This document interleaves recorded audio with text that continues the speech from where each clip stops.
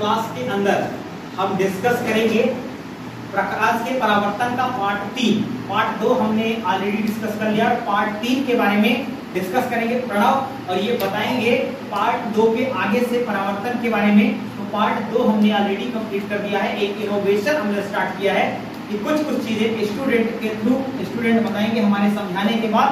तो इस वीडियो की जिम्मेदारी, इस चीज को समझाने की जिम्मेदारी पार्ट 3 की रिस्पॉन्सिबिलिटी दी गई प्रणव को। ये डिटेल में आपको समझाएंगे गोली दर्पण के बारे में,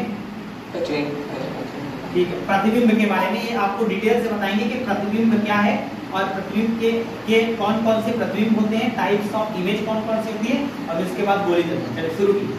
जैसे कि सर ने हमें बताया, प्रतिबिंब किसी प्रकाश की किरणें परावर्तित या अपवर्तित के बाद किसी बिंदु पर मिलती हुई प्रतीत होती हैं, उसे प्रतिबिंब कहते हैं। प्रतिबिंब के दो प्रकार बताए हैं, जैसे प्रतिबिंब दो प्रकार, पहला वास्तविक प्रतिबिंब और दूसरा आभासी प्रतिबिंब। वास्तविक प्रतिबिंब जिसमें प्रकाश की किरणें परावर्तन या आवर्तन के बाद किसी परावर्तन व आवर्तन के बाद वास्तव में मिलती हुई प्रतीत होती हैं, उसे वास्तविक प्रतिबिंब कहते हैं। ये सदैव उल्टे होते हैं। और दूसरा आभासी प्रतिबिंब, ये जिसमें प्रकाश की किरणें परावर्तन व आवर्तन के बाद किसी बिंदु पर मिलते हुए प्रतीत होती हैं, उसे आभासी प्रतिबिंब कहते हैं। इसे काल्पनिक प्रतिबिंब भी कहते हैं।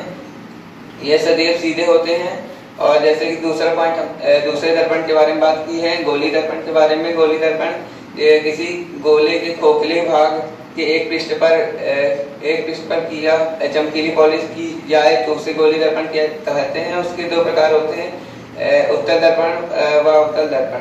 अवतल दर्पण किसी गोले के उभरे हुए भाग पर चमकीली पॉलिश कर दी जाए तो उसे अवतल दर्पण कहते हैं। दूसरा उत्तल दर्पण। उत्तल दर्पण की किसी गोले के धसे हुए भाग पर चमकीली पॉलिश कर दी जाए तो उसे उत्तल दर्पण कहते हैं।